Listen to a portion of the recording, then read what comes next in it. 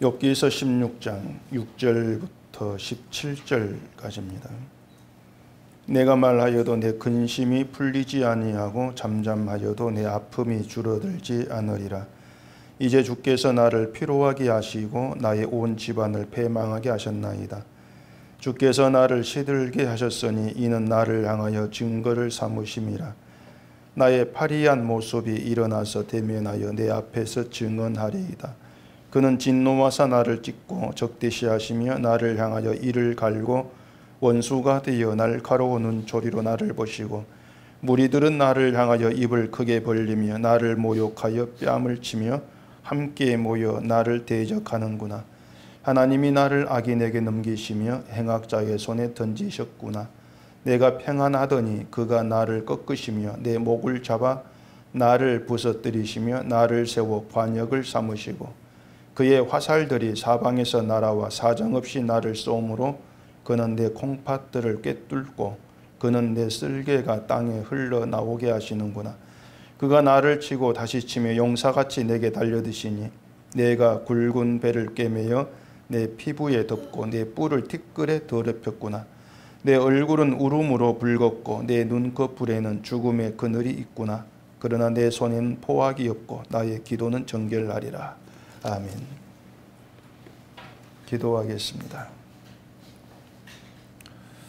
오늘도 욥기를 통해서 하나님의 인도하심, 하나님의 일하심을 밝히 보게 되기를 원합니다. 욥에게 함께 있던 하나님을 알아가면서 우리가 알고 있던 하나님이 아니었음을 알게 하시고 온전히 성경에서 계시던 그 하나님을 알아가며 그 하나님께 나의 모든 것을 맡기는 신뢰의 그 믿음으로 나가도록 저희를 붙들어 주시옵소서. 예수님 이름으로 기도합니다. 아멘. 네, 우리가 성경을 펴게 되면은요, 이 성경을 말씀의 세계라 이렇게 얘기를 합니다.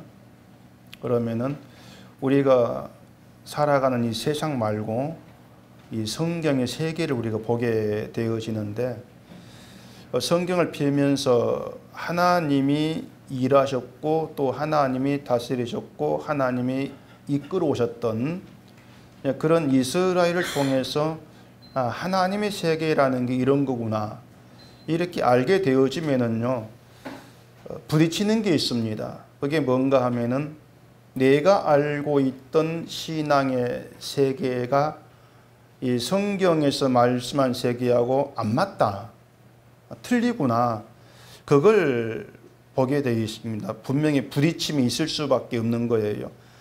만약에 성경을 펴면서 말씀의 세계, 하나님의 세계를 우리가 듣고 알아가는데 내가 알고 있던 것과 똑같네, 다르지가 않네, 이런 생각이 있게 되어진다면 그것은 하나님 말씀을, 성경을 내 식대로 내가 알고 있는 대로 내 멋대로 곡해를 하고 해석을 해버린 그런 결과라는 것을 분명히 좀 아셔야 됩니다.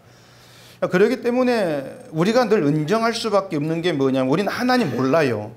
늘 말하지만 우리는 하나님을 알 수가 없고 아는 사람들이 아닙니다. 하나님이 신이시고 창조 전부터 계셨던 분인데 우리가 어떻게 하나님을 알 수가 있습니까? 모르거든요. 단지 성경에서 계시된 것만큼 하나님은 이렇게 일하시고 이런 분이구나 조금씩 우리가 알아가고 그 하나님을 우리가 삶에서 부딪히면서 하나님이 이렇게 일하셨지 맞구나 확인해 가고 그런 게 있어질 뿐이라고 하는 것이죠. 근데 이 기독교인들이 자꾸 하나님을 안다고 생각을 해요. 예수도 알고 하나님도 알고 신앙도 다 알아. 다 알기 때문에 나는 내가 아는 대로 신앙생활에 가면 돼. 늘 이런 관념 속에서 성경을 이제 보기 때문에 충돌되는 게 없는 거예요. 저는 그걸 문제라고 봐요. 왜 충돌이 없느냐? 반드시 있는데. 그래 여러분들이 설교를 듣고 말씀을 대해가면 자꾸 부딪힌다, 내가 알고 있는 거 부딪힌다 그러면 그게 정상입니다. 정상인 것이고 내 생각이 이렇게 수정되어 간다, 고쳐져 간다, 이게 정상인 거예요. 근데 예전부터 알고 있던 하나님 내가 드니까는 뭐 별로 안 다르네. 그러면 제가 말을 잘못했던가 여러분이 걸러서 듣고 싶은 대로 들었던가 둘 중에 하나겠죠. 근데 분명히 말씀드린 충돌은 있습니다. 있는데 이 사람들이 하나님에 대해서 너무 자기 편한 대로 내가 알고 있는 대로 그렇게 생각해버리는 그런 경향이 너무나 많다고 하는 거예요. 그 중에서도 오해가 많이 있지만은 가령 하나님은 사랑이시다. 사랑을 앞세워서 하나님은 사랑이니까 믿는 자를 도와주시고 또 마음도 평안케 해주시고 문제를 해결해 주시고 그렇게 일하신다. 그게 사랑이다. 다들 그렇게 사랑을 해소해 버리지 않습니까? 그러다 보니까 그 하나님의 일하심, 사랑으로 일하시는 것을 자꾸 어떻게 생각을 하고 어떻게 기대를 하는가 하면은 내 인생에 하나님이 어떤 평강을 이루어 줄 것으로 늘 그런 기대를 갖고 하나님께 놔버리는 거예요. 사랑이니까 나를 좋게 해주는 거. 그렇게 생각해 버린다고 하는 것이죠. 그게 지금의 기독교인들이 누구나 생각하는 하나님의 사랑의 개념이라고 하는 겁니다.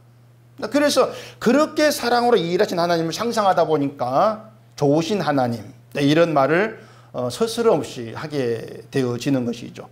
내가 알고 있고 이해해야 하는 그 사랑, 그 사랑처럼 하나님의 사랑도 그럴 거야. 그러면 하나님 좋으신 분이지. 이렇게 이제 갖다 붙이는 것이죠. 근데 본문에서 이제 욥이 하나님에 대해서 얘기하는 걸 우리가 들어가 보면은 사랑이 많은 좋은 하나님이 아니에요. 지금 욥이 만나고 욥이 경험하고 욥이 고백하는 하나님에 대한 얘기를 우리가 듣고 있으면은 도망치고 싶은 하나님입니다.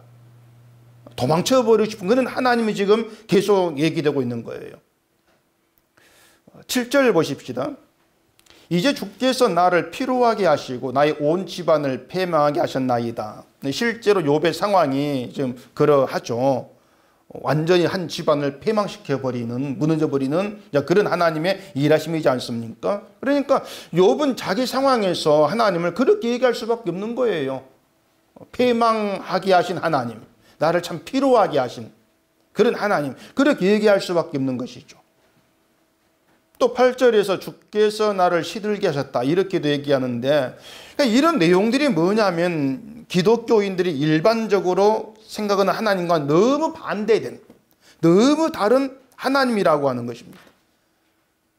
기독교인들이 일반적으로 생각하는 하나님은요, 빌닷이 그랬죠. 시작은 미약한 나중은 창대한, 바로 그런 하나님이에요.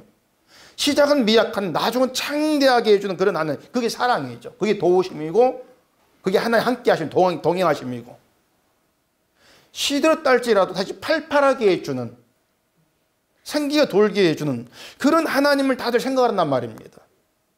근데 욥의 경우에는 반대지 않습니까? 팔팔했던 욥을 시들게 만들어버려요. 그 생기있던 욥을 시들게 만들어버리죠. 9절 보면 더 노골적인 얘기를 합니다. 그는 진노하사 나를 찢고 적대시하시며 나를 향하여 이를 갈고 원수가 되어 날카로운 눈초로 나를 보시고, 지금 욥이 느낀 하나님이 이런 시각입니다. 자기를 날카로운 눈초로 보시면서 마치 원수같이 대하시는, 패망을 할 정도로 완전히 무너져 버렸으니까 하나님이 그런 식으로 다가올 수밖에 없는 것이죠. 자, 그럼 여러분은 하나님이 정말 자기 백성을 이렇게 대하신다고 생각하시냐고 하는 거예요. 피로하게 만들고 시들게 하고 이 정도까지야 연단을 위해서 하실 수도 있다. 왜 이렇게 생각은 할지라도 아예 찢어버린다. 적대시한다. 이를 갈고 원수가 되어서 날카로운 눈치로 쳐다본다. 그런 하나님은 우리의 생각 바뀝니다. 누가 하나님을 이렇게 생각하겠어요? 어느 교회에 사는 이런 분이라고 설교하겠습니까? 설사 하나님이 그런 분이라 할지라도 하나님이 그렇게 대할 사람은 아마 원수 같은 아주 죄만 짓는 그런 사람일 거야. 그런 사람을 원수같이 대하고 매서운 눈초리 바라보고 이렇게 할 거야. 그렇게 우리 생각하겠죠. 신앙생활 잘한 사람을 하나님 그렇게 대할 수 있냐? 그렇게 안 할 거야. 그게 우리 생각이에요. 그런 점에서 욥이 하나님을 이렇게 얘기하고 또 그 하나님을 이렇게 만났다고 하는 것이 이해가 안 되는 겁니다. 왜 하나님이 욥에게 그렇게 얘기할 일을 하실까? 이해가 안 되는 것이죠. 또 욥도 그래요. 아무리 재앙으로 인해서 고통 받는다 할지라도 하나님을 이렇게까지 말할 필요가 있을까? 이런 생각도 해볼 수가 있는 겁니다. 근데 욥은 자기의 느낌 가운데 하나님에 대해서 사실적으로 지금 얘기하고 있는 거예요. 그 엄청난 재앙 속에서 하나님을 그렇게 욥은 느끼고 있는 것이죠. 어쨌든 이 욥이 말하고 있는 하나님은 우리가 기대하고 우리가 생각하는 하나님과는 전혀 다르다. 그건 맞아요. 전혀 다른 분이에요. 누구도 이런 하나님 기대하지도 않고 이런 하나님이 생각지도 않습니다. 전혀 다른 하나님을 욥을 얘기하고 있는 것이죠. 또 10절 보실까요? 무리들은 나를 향하여 입을 크게 벌리며 나를 모욕하며 뺨을 치며 함께 모여 나를 대적하는구나. 이건 욥이 이제 어떤 사람들로부터 막 조롱을 받았다 그런 얘기입니다. 아마 이게 욥이 실제로 이제 그 동네 사람들이든가 그들에게 겪은 일이라고 생각할 수도 있을 거예요. 그 욥의 친구들이 그랬죠. 욥의 재앙을 죄 때문이라고 하면서 하나님 심판 생각하면 회개해라 이렇게 촉구했지 않습니까? 아마 그런 생각은 욥 친구들만 가진 생각은 아닐 거예요. 보편적인 생각이니까. 지금도 그렇잖아요. 잘 살던 사람이 갑자기 어려움하고 실패하고 부도나고 그러면은 아마 좀 문제가 있어서 죄가 있어서 뭐 그렇게 하나님이 뭐 다룰 거야, 일을 할 거야. 그런 생각들한 사람들이 많이 있습니다. 어떤 사람은 교회를 옮겼더니 막 집안이 일이 생겨가지고 막 하면서 옆에 주변 사람 당신 네가 교회를 옮기니까 이런다고 뭐 그런 말까지 한대요. 그러니까 그런 말들이 나온다는 게 하나님은 모른다는 것이죠. 교회는 똑같은 교회인데 이쪽에 저쪽 옮겼다 하나님이 막 벌 주고 뭐 그런 하나님은 도무지 상상할 수가 없는 거예요. 모르죠. 은속계 하나님 다르고 또 옆에 또 무슨 교회 있습니까? 뭐 다른 교회 하나님 다르면은 또 모르겠죠. 굉장히 생겨가지고. 교회 옮긴다 해가지고 일 생기는 없고요. 일 생긴다면은 그래도 교회 옮길래? 나는 그래도 갑니다. 뭐 이런 걸 묻는 것이겠죠. 한번 옮겨보세요, 여러분, 교회를. 그러니까 그런 내용들이 뭔가 하면은 도무지 그 성경을 읽는다고 하기도 하고 본다고 하기도 하고 그런데 이 성경 안에서 얘기하고 있는 하나님이 어떤 분인가에 관심이 없는 거예요. 하나님을 알고자 하는 관심 자체가 없는 거예요. 결국 이유는 그렇죠. 내가 하나님 믿고 복 받고 잘 살면 돼. 이것만 달랑 있기 때문에 하나님이 어떤 분이 상관이 없다는 겁니다. 복 주는 분이면 끝난다 그런 얘기죠. 그런 시각에서 욥을 바라보면 분명히 저 문제가 있는 거예요. 어떤 문제가 있으니까 저런 엄청난 일을 겪지. 그러니까 욥 친구만이 아니고 주변 사람들도 욥에 대해서 그렇게 얘기하고 조롱을 이제 했을 거라고 하는 겁니다. 저 죄 때문에 그럴 거야 이렇게 수군댔을 거겠죠. 그렇다고 해서 뺨까지 쳤을까 생각이 드는데 그게 어떤 묘사일 수도 있고 실제일 수도 있고 그런데 뺨을 맞았을 수도 있어요.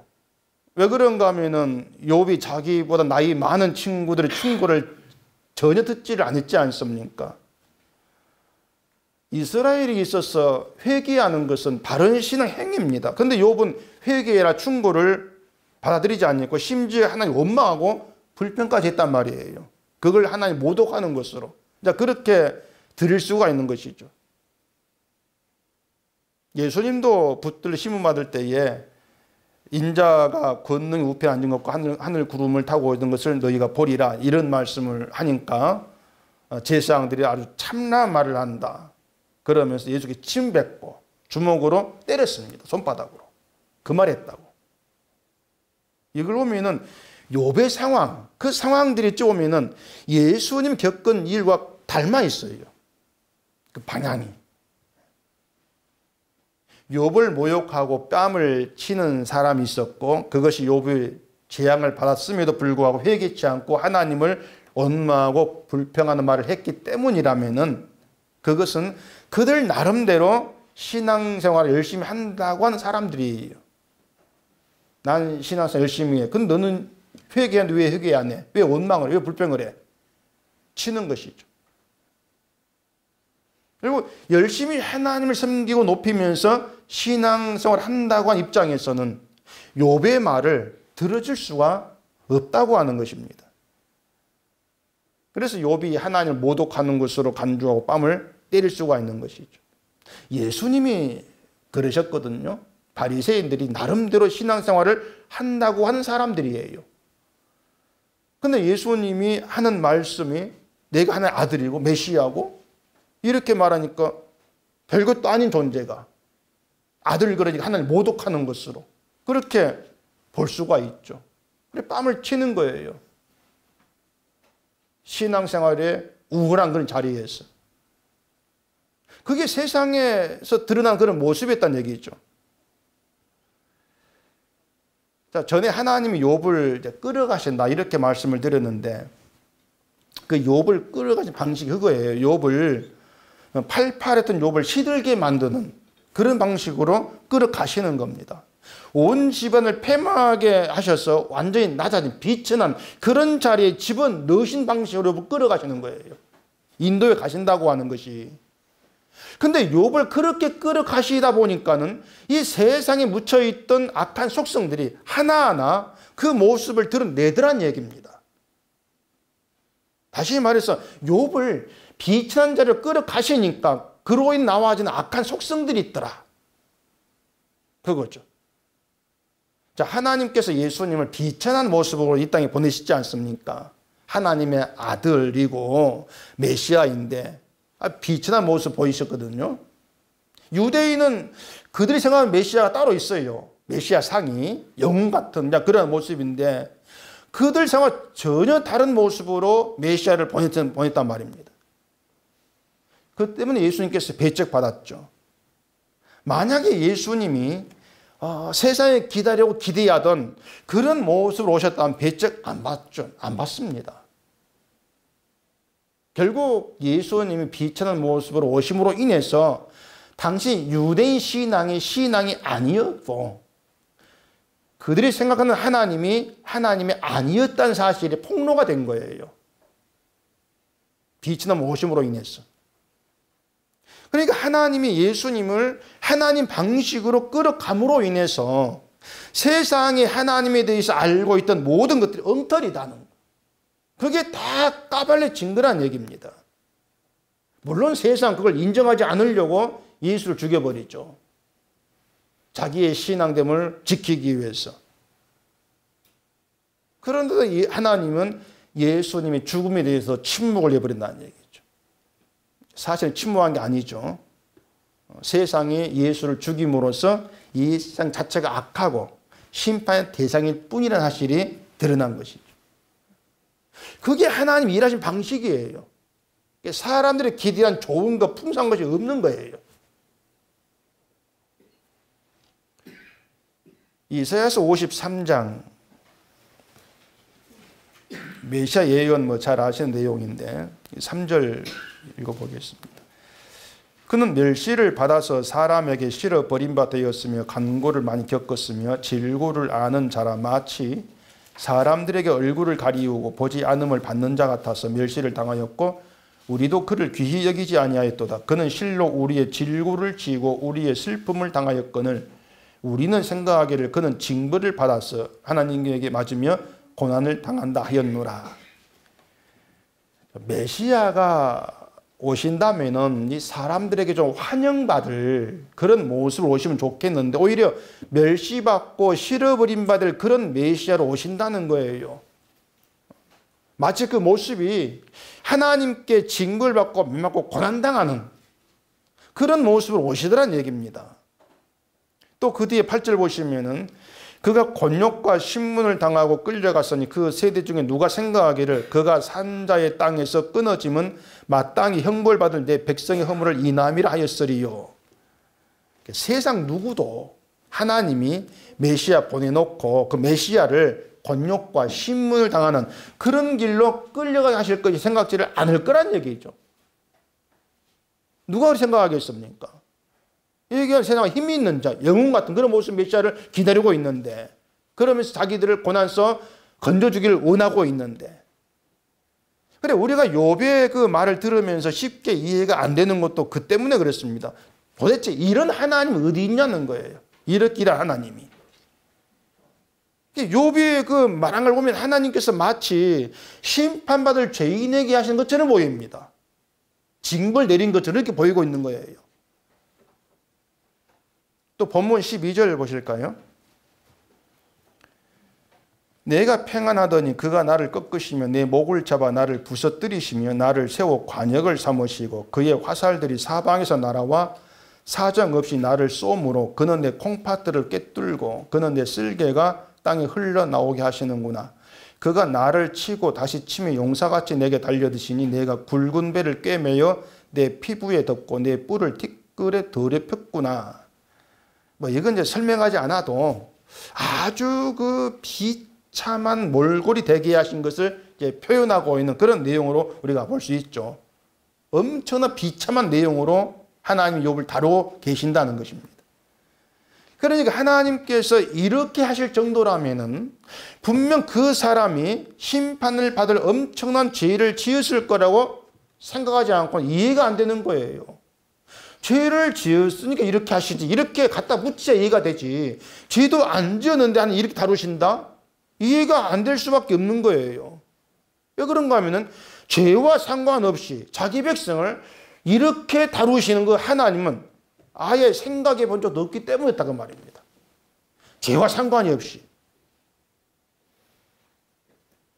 결국에 우리가 늘 하나님에 대해서 기대하고 있는 것은 그겁니다. 나를 잘되게 해주는 것이고 나를 가치 있게 만들어주는 것이죠. 우리는 그걸 복이라고 하고 그런 하나님 일하시면 우리는 기대하고 기다리고 있는 거예요. 원하고 있는 거예요.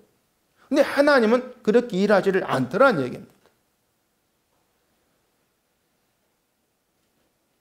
평생도록 하나님이 날 잘되길 이걸 믿고 살았다고 해봅시다. 그 사람이 얼마나 잘되겠습니까? 결국 현실과 맞지 않은 하나님인데도 포기를 안 하는 거예요. 내가 잘된다. 그 일을 한 도우신다. 이걸 놓지를 못하고 있는 겁니다. 그러다 보니까 욥에게 함께 하신 하나님을 사람들 생각지 않으려고 하고 아예 보지를 않으면서 욥기가 읽기 싫은 성경 중에 하나가 돼버린 거예요. 첫 장하고 마지막 장은 보죠. 근데 2장부터 41장까지 안 봐요. 읽기 싫어요. 그래서 문제는 이 욥을 통해서 드러나는 이런 고난이 우리에게 말하고자 하는 그 내용이 뭐냐는 겁니다. 하나님께서 욥을 이렇게 다루심을 통해서 우리에게 뭘 말씀하려고 하시는 것이냐는 거죠. 자, 우리는 솔직한 건 그렇죠. 신앙의 삶이 가능하면 좀 쉽게 또 가능하면 평안하게 우리 그렇게 누리고 싶어 합니다. 내 일생이 별 문제 없이 편안하게 신앙생활 잘 하다가 천국 가는 거 다 그걸 원하지 않습니까? 이왕이면 고난도 없으면 좋겠다는 것이 우리의 솔직한 마음이란 얘기예요. 죽는 것도 편히 죽었으면 좋겠다. 우리 늘 그렇게 생각하지 않습니까? 그게 뭔가 하면은요, 그 하나님을 믿는 그 신앙의 가치, 존귀함, 이걸 깊이 깨닫고 내가 하나님을 신앙하게 되어진 것으로 감사하고 기뻐하는 것, 그걸 누리고 싶은 마음 자체가 없는 거예요. 자, 신앙에 있어서 정말 가치 있는 게 뭐냐면요, 내가 하나님을 신앙하게 되어진 것이 기쁨이고 존귀고 감사하고 영광입니다. 이걸 아는 겁니다. 세상에서 내가 돈 벌고 잘 되는 그 가치, 그 지나가는 것이고, 내가 하나님을 신앙하게 되어지고 그 관계 속에서 영원한 생명을 누리게 된 그것으로 감사하게 되어지는 것, 그 감사 기쁨이 참된 것이죠. 그러니까 우리가 신앙의 삶의 가치를 거기에 두면 되는데 거기에 안 두는 거예요. 하나님을 신앙하게 된 것으로 감사하고 기쁨을 누리는 그 마음보다도 편히 살려 천국 가면 돼, 난 그러면 돼, 다 끝나. 그 생각이 앞서다 보니까 진짜 신앙의 참된 가치를 다 놓쳐버리고 살아가는 거죠. 자, 생각이 바꿔보세요. 내가 살아가면서 편히 사는 게 내 목적입니다. 그러면 하나님은 그냥 잘 되기는 그분 생각할 뿐이에요. 그런데 하나님을 신앙에 된 것이 나에게 참된 기쁨이고 감사함을 알게 해달라. 이렇게 되어지면은요, 그 하나님이 어떠한 방식으로든 나로 하여금 신앙에 이렇게 하나님을 알게 된 게 이렇게 존귀한 거야. 깨닫게 되어지는, 거기에 내 마음을 두지 않겠습니까? 근데 사람이 추구하는 게 하나님을 신앙의 기쁨, 이것보다도 세상서 좋은 걸 누림으로 얻는 기쁨, 거기에만 마음을 돋버리는 겁니다. 그래서 성경이 말하는 하나님 보지를 못하고 있는 거예요. 편하게 살다 천국 간 하나님, 천국 가야 하시나 그런 하나님은 없습니다. 우리가 상상해서 만들어낸 가짜 하나님, 우상이에요. 하나님이 우리에게 함께 하시고 동행하시고 인도하시고 이렇게 우리는 믿고 있는데, 하나님이 동행하시고 인도하신 목적과 뜻은요, 우리의 기대와는 전혀 다릅니다. 우리가 기대한 것을 이루기에 동행하시는 그런 하나님이 아니에요. 신자들은 전부 다 그 믿음으로는 기쁨, 평강을 누리고 싶어 하죠. 내가 예수를 믿어서 마음에 기쁨이 있고 평강이 있고 이걸 원하지 않습니까? 그냥 덤덤한 상태로 신앙하는 것보다도 막 기쁨이 있고 평강이 있는 그걸 원하는 거예요. 그래서 되게 하는 기도죠. 기도하면은 내 마음에 기쁨이 있고 평강이 있을 거라고 생각을 하고 기도하는 거죠. 물론 그렇게 해가지고 기쁨이 주어지고 평강이 주어지는 것은 또 없습니다. 그냥 사람들이 자기의 상식을 동원해서 내가 이렇게 하면은 뭐 되겠구나. 그렇게 해서 자기 방법 동원하는 게 전부예요. 결국 신앙생활을 산다고 하는데 신앙의 길을 간 적이 없는 거예요. 신앙생활 해본 적도 없는 거예요. 여러분, 신앙생활은요, 그렇게 쉬운 게 아닙니다. 방법이 어렵다는 것이 아니고 우리 힘으로 가능하지가 않다는 거예요, 신앙생활이. 기도를 하고 성경 보고 이걸 우리 힘으로 할 수 있습니다. 우리가 얼마든지 할 수가 있어요. 우리가 할 수 있다는 건 쉽다는 겁니다. 내가 할 수 있다는 건 쉬운 거예요. 따라서 어렵다는 게 뭐냐면은 우리가 할 수 있는 문제가 아니라는 겁니다. 신앙이 그거예요. 우리가 할 수 있는 문제가 아니에요. 그런 점에서 기쁨과 평강이 있는 신앙은 우리로서는 안 되는 겁니다. 기쁨과 평강은요, 신자가 하나님을 알게 되고 또 하나님을 신뢰하면서 하나님으로 인해서 두려움이 없는 길로 가는 겁니다. 그게 평강이, 그게 기쁨이에요. 히브리서 2장 18절에 이렇게 얘기합니다. 자기가 시험을 받아 고난을 당하셨은즉 시험 받는 자들을 능히 도우시느니라. 자, 시험 받는 자들을 도우신다 이렇게 얘기하는데, 예수님이 시험 받는 자들을 도우신다면 어떻게 도우시겠습니까? 예수님이 여러분 시험을 도우십니다. 어떻게 도우시겠어요? 시험이 오다가 물러가게 하는 그런 방식으로 도우시겠습니까? 아니면은 막 시험을 이기는 강한 믿음을 주셔가지고 이기게 하는 그런 방식이겠습니까? 자, 예수님이 고난 당하셨죠? 그 고난을 어떻게 이기셨습니까? 예수님이 고난 당하시고 고난 이기신 방식은 고난을 그냥 당하시는 거예요. 그게 이기심이었어요. 죽이면 죽는 길로 가는 거였어요. 그게 예수님 이기심이에요. 자, 예수님은 하늘에서 오신 분이에요. 세상서 죽는다 해도 그 죽음이 끝이 아니고 하나님의 능력으로 부활되고 본향으로 가심을 예수님이 아시죠. 잘 아시죠. 그렇기 때문에 이 땅에서 본향이 있으니까 죽어도 된다는 것이 예수님이 고난당하신 방식이었습니다.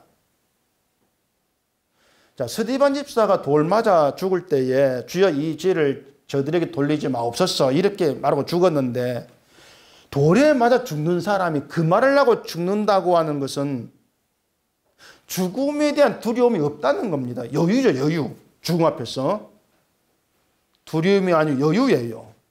그렇게 죽음 앞에 돌에 맞고 있는데 두려움이 없이 여유가 있는 그 이유가 뭐겠습니까? 그걸 단순히 믿음이 좋아서 이렇게 하겠습니까? 스데반 집사는요, 돌에 맞아 죽으면은 하나님이 계신 곳으로 간다는 걸 알았어요.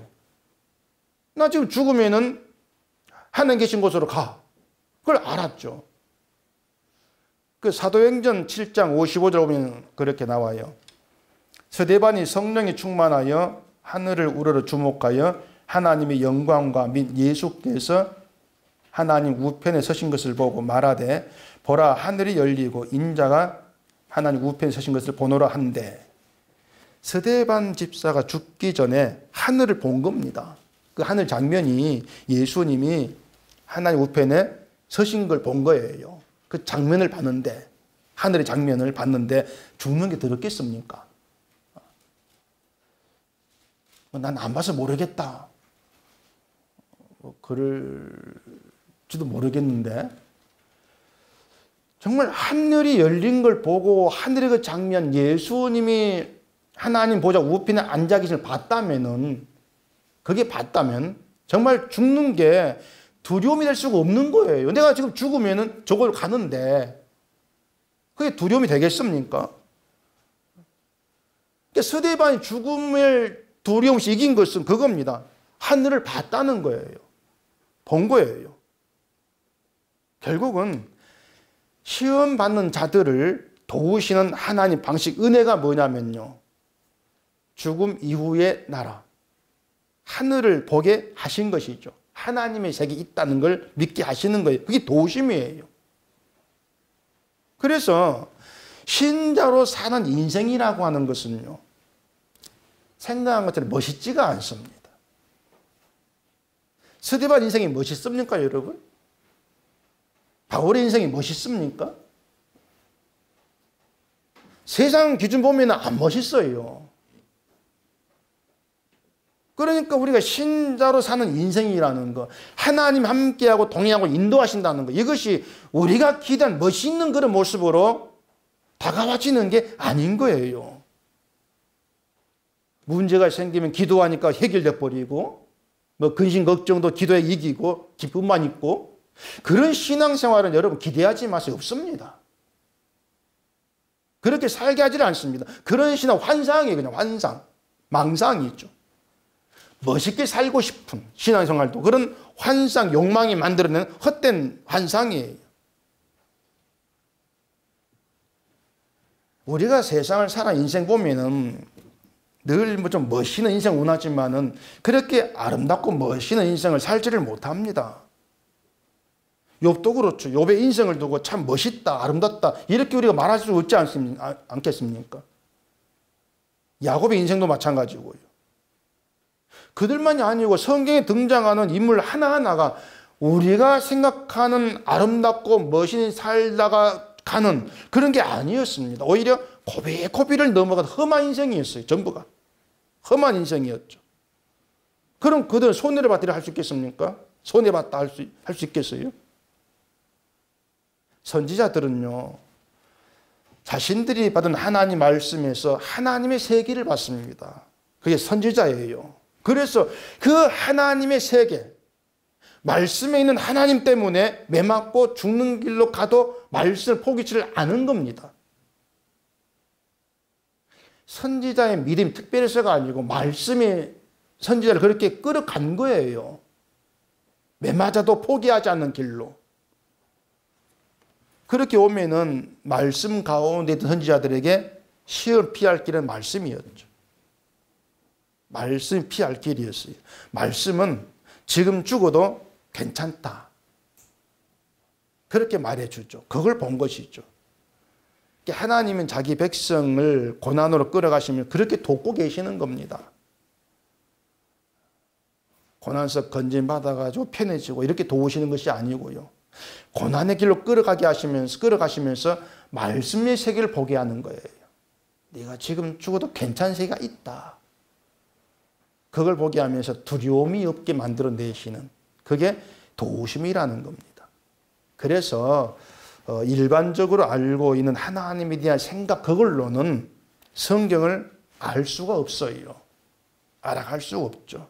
하나님 일하시 워낙 우리 생각과 다르기 때문에 그럴 수밖에 없는 거예요. 보면 16절 보십시다. 내 얼굴은 울음으로 붉었고 내 눈꺼풀에는 죽음의 그늘이 있구나. 욥이 자기에게서 이제 죽음을 봅니다. 하나님이 자기를 죽음으로 끌어가시는, 그걸 보고 있는 거죠. 죽음의 그늘이 있다. 죽음을 봤다고 하는 것은 인생의 가장 막다른 길로 집어넣으신다는 것이겠죠. 죽음 막다른 길이니까. 그러니까 죽음을 느낄 수밖에 없는 그 막다른 길로까지 욥을 끌어가시면서, 그렇게 하시면서 욥에게 목적하신 하나님 일을 이루어 가시는 거예요. 하나님이 욥을 이렇게 인도하시는 걸 우리가 보면서 하나님은 나를 내가 오늘 인도하실 거야, 이런 생각할 수 없지 않습니까? 결국 우리가 생각했던 하나님의 인도는 모두가 다 가짜다, 허상이다, 그 생각을 할 수 있어야 돼요. 늘 육신의 문제만 생각하면서 고통이 없고 실패가 없는 그런 길로 인도를 바라지만은요, 하나님께서 우리에게 목적하시는 것은 육의 문제가 영의 문제입니다. 영이 잘 되는 길로 이끌어 가시는 것이죠. 그렇게 보면은요, 그 죽음의 그늘, 이것도 예수님을 만나는 은혜의 자리가 되어지는 거예요. 우리의 시각에서는.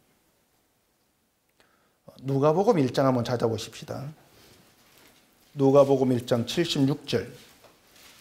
이하이여 내가 지극히 높으신 이의 선지자라 일컬음을 받고 주 앞에 앞서 가서 그 길을 예비하여 주의 백성에게 그 죄의 사함으로 말미암는 구원을 알게 하리니 이는 우리 하나님의 긍휼을 인함이라.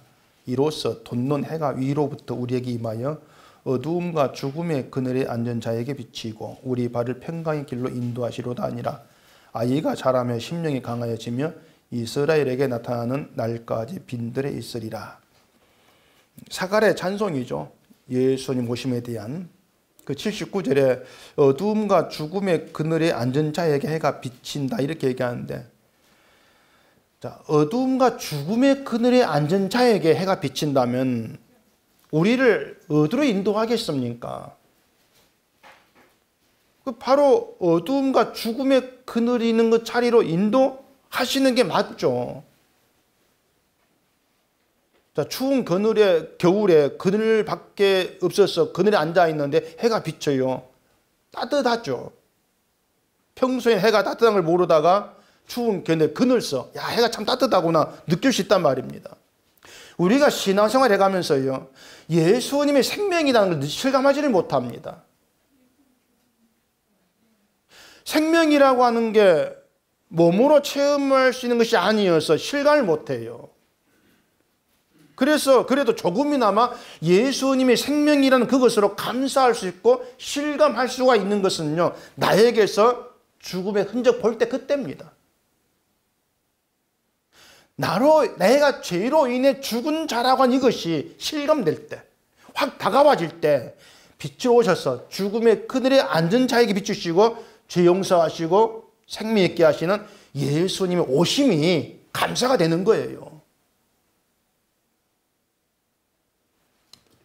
그래서 죽음의 그늘에 앉아본 적도 없이 예수님 오심이 감사가 될 수 없는 것이고요, 또 예수님을 안다고도 할 수가 없다, 그 말입니다. 그렇게 보면 지금 욥은요, 제2의 인생을 살고 있다, 이렇게 할 수가 있습니다. 욥이 재앙 만나기 전에는 자기가 신앙생활했습니다. 자기가 최선 다해서 죄를 멀리하고 하는 경외하면서 그렇게 살았겠죠. 그리고 재앙을 만나면서 그 모든 게 무너져 버리면서 하나님의 인도를 조금씩 경험해 갑니다. 그게 제2의 인생이에요. 그 2의 인생을 살아가면서 내가 알던 하나님이 아니었구나, 그걸 욥이 알아가는 거죠. 그렇게 욥은 하나님께 이끌려가면서 하나님 만드신 하나님의 것으로 새롭게 되어져 가는 거예요. 욥이 지금. 이 모든 과정을 하나로 모아가지고 얘기하자면 하나님의 은혜, 이렇게 얘기할 수 있는 겁니다. 하나님의 은혜다. 욥이 그 죽음을 느낄 정도로 고난받는 것도 하나님의 은혜란 말이에요. 물론 고난이 없으면 편하게 하겠죠, 사는 것이. 그런데 하나님과의 만남은 없어요. 그래서 신자는 죽음이라는 막다른 그 길까지 인도해 가시면서 우리를 만들어 가시는 분, 고쳐 가시는 분이 하나님이다 하는 거. 이걸 우리가 알게 되어지면은요, 현재 어떤 것에 대해서도 하나님의 일로 우리가 믿고 신뢰하면서 두려워할 이유가 없어지게 되어지는 겁니다. 심지어 막다른 길, 죽음에 대해서도 두려움이 되지를 않는 거죠. 하늘을 우리가 아니까.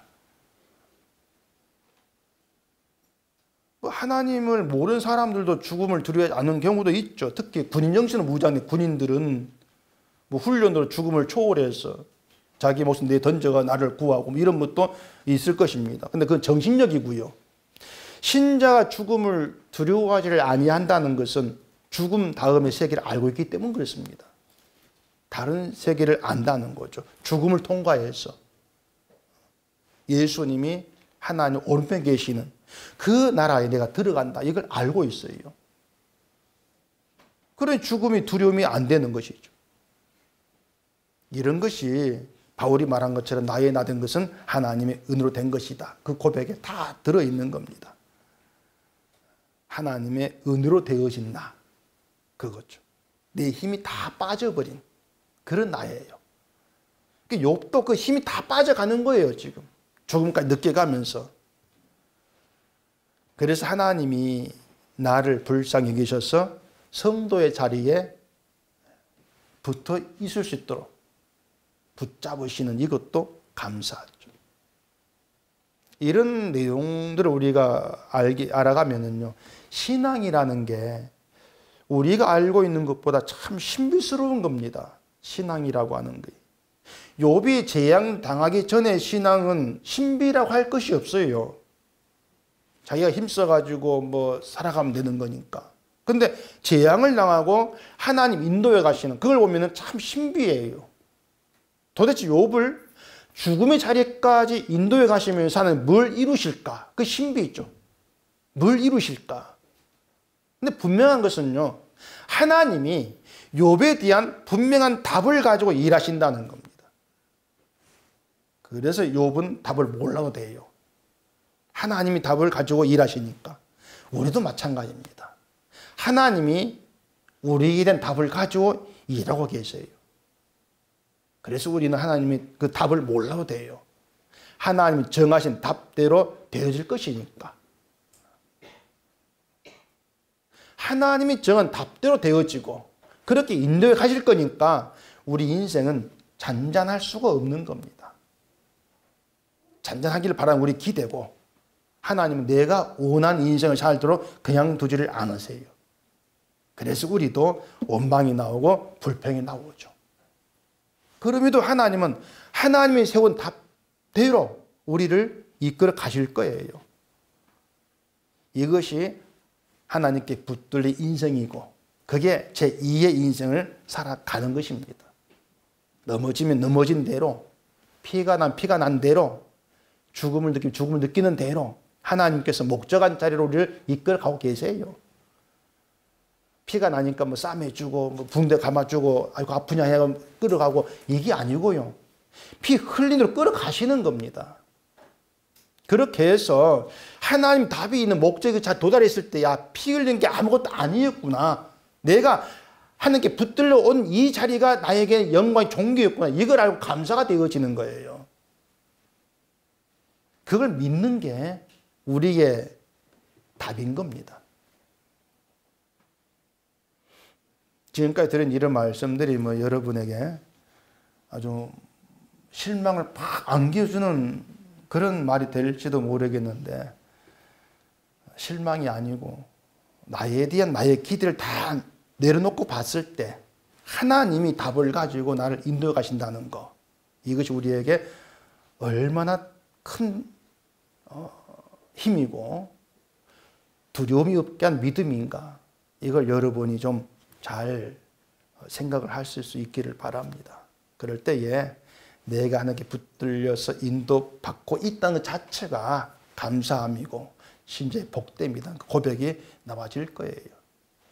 여러분은 하나님께서 붙드시고 하나님이 만들어 가십니다.